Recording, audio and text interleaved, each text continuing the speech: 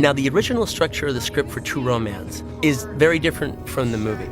The way it worked, even though it has almost identically the same scenes. I mean, really, it's except for the ending, it was the structure that Tony didn't use.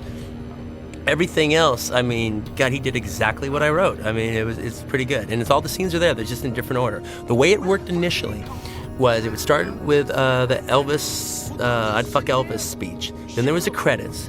Then there was the Drexel pussy-eating speech. And we don't know who's this guy, and he kills all those other guys, and we're like, what the fuck's going on? Right? We still don't know what's going on. I like that. Don't know what's going on, but it's all entertaining. Then the next scene, after the Drexel pussy-eating scene, is Clarence in Alabama showing up at Clarence's father's house, Dennis Hopper. And so the whole, like, story more or less about Drexel, her being his pimp and all that blah, blah, blah, blah, blah, and the cocaine and all that stuff, all right, was told, you just kind of hear it through Clarence's version, but you don't quite hear the whole thing. But we don't know what's going on. We don't know what's going on, all right? And we only have Clarence's slight version. So when we were watching this scene, we don't really know who to believe or what's going on. Just two kids seem like sweet kids, all right? So they split. Then, he calls Dick Ritchie. What's going to be coming up? Then there's the infamous or famous or whatever Christopher Walken Dennis Hopper scene.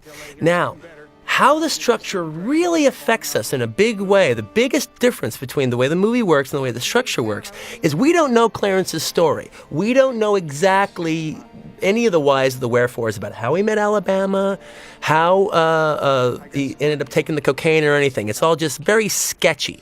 All right, all we have is the fact that we kind of like these two kids, even though we don't know anything about them. The biggest difference is, audiences, as long as they're in good hands, they like being curious. They don't like to be told everything, all right? If they think that they're in good hands, if they think the storyteller will eventually take care of them, they can wait if they think, it's not a mistake, if they think it's on purpose.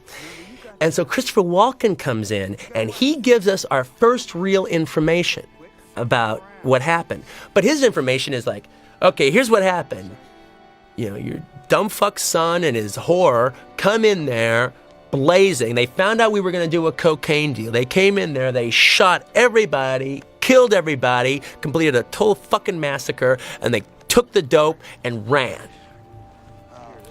So that's the first time we've actually heard complete information about exactly what happened.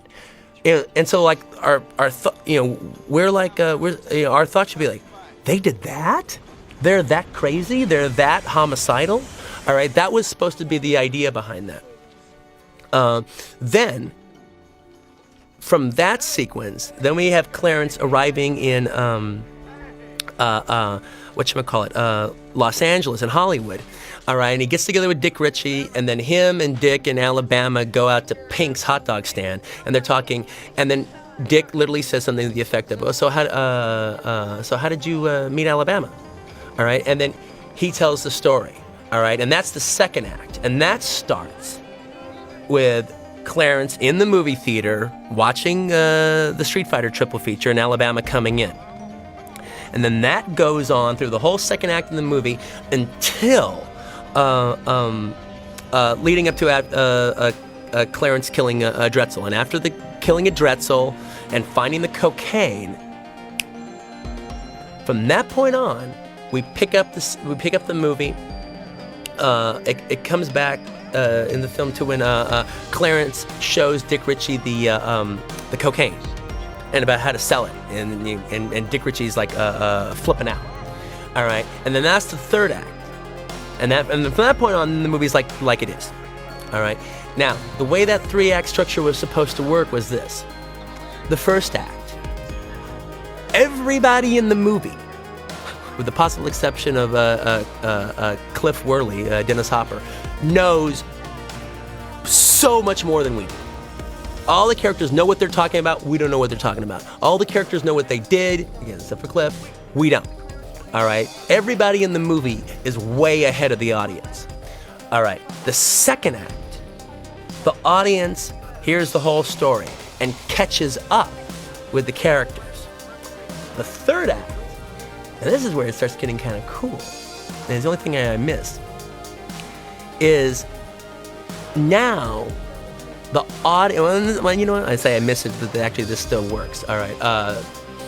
The audience now knows more than the characters. The audience is so much more hipper about what's going on and what's happening than any one of the characters in the movie. All right, you know, the audience knows that Clarence isn't working for a cop or anything like that to try to sell this cocaine.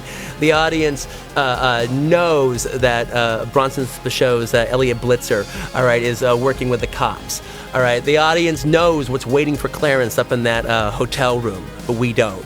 The audience knows, but Clarence doesn't. You know, it's like everybody is ahead of all the characters. So that was the way it was supposed to be. Act 1, audience doesn't know shit. Characters know everything. Act 2, audience catches up. Act 3, audience knows far more than anybody in the movie.